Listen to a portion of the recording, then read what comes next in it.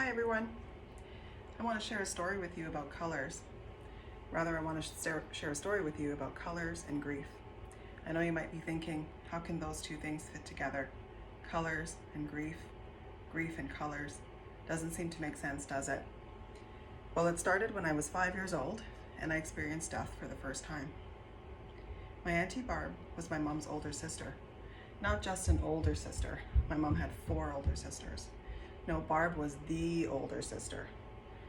Not only did Auntie Barb have the privilege of growing up close with my mom, they were 4 years apart. She was the older sister who held my mom's deepest secrets, who got to take part in raising my mom's kids, the auntie who was there when most of us were born, the auntie that got to scold us, squeeze us, love us like a mother would. The type of auntie that, despite giving us heck and threatening us with her wooden spoon on occasion, would sneak us candies and let us stay up late, just so she could say she was our favorite. Have any of you ever had that kind of auntie? I bet most of you have. I bet some of you are that kind of auntie. My Auntie Barb died when I was 5 years old. My mom was devastated. As with most 5-year-olds, I was an observer, a questioner, a prolific little thinker, but I couldn't understand what was happening around me. My little 5-year-old brain could not process or fathom why everyone was sad, and I knew people were sad. I was smart enough to know and see that people were sad. I saw that my mom couldn't stop crying. I saw my granny weeping quietly. There was a hush in my entire family. My older siblings, who all loved Auntie Barb as I had, were crying too. Everyone was so consumed in sadness, they had no thought to explain to me what was happening. More specifically, what happened to Auntie Barb? Where did she go? And why was she not coming back? Auntie Barb was 46 years old. She was not old. She was not sick. Not as far as I knew anyway. I later learned she died of stomach cancer, something that went undetected, causing a quick and unexpected death. But nobody explained this to me. I heard words like she's dead, she's gone, forever, phrases like she's gone to heaven, and may her spirit rest in peace. But what do those all mean to a 5-year-old child? This brings me to the question, how do children process death? Why is this important? This is important because children rely on us adults to help them process death. Children understand and process based on what their brains can comprehend. To children, death can be scary. It can create confusion and worry. It can stir up emotions and reactions and behaviors that become unhealthy. In her 1995 book, Part of Me Died Too, Virginia Lynn Fry says, when it comes to death, most of us are still kids. What does that mean? It means that for many of us, we experience death as children. If we experienced death as children, we likely didn't get the help to cope, to understand, or even to feel. Our questions likely went unanswered. Our feelings stuck in a place that never allowed us to process them. So essentially, we are still those little kids until we learn to process.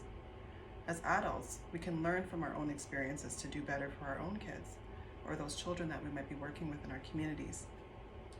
So we have to adapt and learn to incorporate strategies that help children process death, because that's the reality. That's what we deal with. The color blue. Auntie Barb's funeral was in the Anglican church in our community. She was dressed in a blue dress. She looked peaceful despite not looking like herself. In my 5-year-old memory bank, I could not recall any memory of Auntie Barb ever looking the way she did. She looked swollen. She looked mean. She wasn't smiling. And I knew she didn't like blue. Her favorite color was pink. And I wondered why everyone else didn't know that. What my adult memory recalls about this day is something so meaningless. I remember the yellow tissue that sat at the front of the church on a small table near the altar. Yellow tissue. So let me go back. Remember I told you I would be telling you a story about colors? Well, recalling my Auntie Barb's death after 35 years, I can still remember that yellow tissue. I can still remember the blue dress. Has anyone ever even seen yellow tissue? Does it even exist? Because I'm pretty sure that was yellow tissue sitting next to the altar at the front of the church, even though I've never seen yellow tissue since. And my memory recalls how my little 5-year-old self, unable to process the grief of losing my favorite auntie, was trying to stop everyone around me from crying. So I casually got up, was getting that yellow tissue from the tissue box at the front of the church, handing it to my mom, my sisters, my other aunties, my granny, my uncles, my cousins, going back and forth between them and that tissue box like it was my job, like it was my duty. I was never given the chance to hear an explanation, to receive the comfort I needed as a 5-year-old to process such a loss. I learned to cope in that moment by being a little helper. The color yellow. When I was 16 years old, I was helping my mom clean out her clothes closet one day. We were poor, so we were hanger sharers. Do you know what that means? It means if you had hangers strong enough, you put an overlay of shirts and sweaters, one on top of the other on the same hanger because you couldn't afford more hangers. Can anyone relate?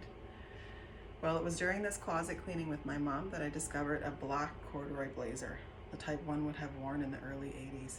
It looked retro. It had large buttons in the front and a bold, heavy collar. I thought it was so cool, so I tried it on.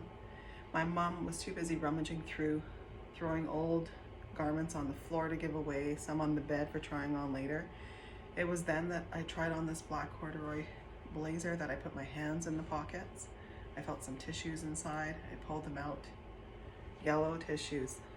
All of a sudden, I felt this wave wash over my body, like being hit in the gut and the wind getting knocked out of me. I started to cry.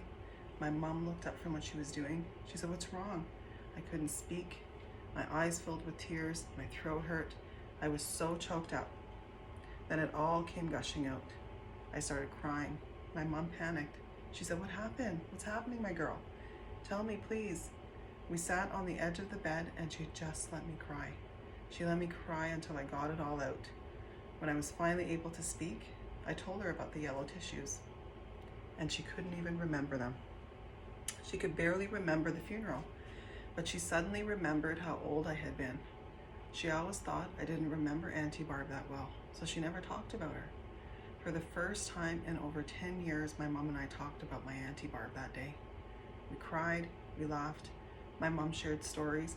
It was as if we were both able to process something we had never been able to process. A deep held secret or painful memory we stored away. A story of unresolved grief. This was the first time a color helped me heal from grief. This brings me to the issue of unresolved grief, and I'm going to end today with the following questions to get you thinking. Think about a loss you have experienced. Have you ever been triggered by something related to that loss? How did it impact you? Thank you all for listening to this TED Talk. Until next time, I'm Carlotta Ellison, signing off. Miigwech!